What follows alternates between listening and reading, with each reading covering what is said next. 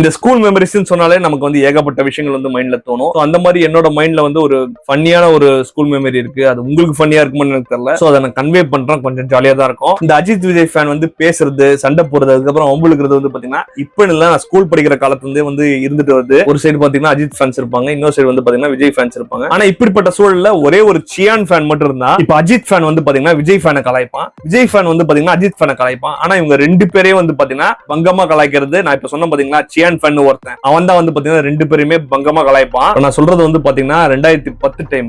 Vijay fans யாராவது அவனை பார்த்து ஏதாவது சொன்னாங்கன்னா உடனே சுரான்னு சொல்லிட்டு கலாய்ப்பான். அஜித் ஃபேன்ஸ் யாராவது அவனை பார்த்து ஏதாவது சொன்னாங்கன்னா அவங்கள வந்து அசல்னு சொல்லிட்டு கலாய்ப்பான். இன்ஃபேக்ட் இவனை வந்து அவங்க வந்து கலாய்க்கிறதுக்கான எந்த ஒரு விஷயமே இருக்காது. ஏன்னா வந்து பாத்தீங்கன்னா சியான் அவரோட படம் வந்து ஃபிளாப் ஆனாலுமே கூட வந்து பாத்தீங்கன்னா அவரோட ஃபுல் எஃபோர்ட்ஸ் போட்டு நடிச்சிருப்பாரு. அதனால வந்து யாருமே அவரை வந்து கலாய்க்க மாட்டாங்க. அப்படிப்பட்ட சூழல வந்து பாத்தீங்கன்னா இவனோட ஆட்டம் வந்து ரொம்ப ஓவரா இருந்துச்சு. 2010 வந்து ராவணன் வந்துச்சு, 2011 வந்து பாத்தீங்கன்னா தெய்வ திருமல் வந்துச்சு. பையனை பிடிக்கவே முடியல, சியான் வந்து அப்படி பண்ணிட்டாரு இப்படி பண்ணிட்டான்னு சொல்லிட்டு பசங்க மத்தியில வந்து சொல்லிட்டே இருப்பான். ஆனா ஜாலியா இருக்கான ஒரு கட்டத்துல வந்து இவன் எல்லாருமே கலாய்க்கிறானே, ஒரு நாள் இவனை வச்சு செய்யணும்னு சொல்லிட்டு பசங்க வந்து ரொம்ப வெறியில இருந்தாங்க. அந்த மாதிரி டைம்ல தான் விக்ரம் நடிச்ச ராஜபாட்ட படத்தோட போஸ்டர் எல்லாம் வந்துட்டு இருந்துச்சு. இந்த படத்தோட ஒவ்வொரு போஸ்டர் வரும்போது பையன் ரொம்ப குஷியில இருப்பான்.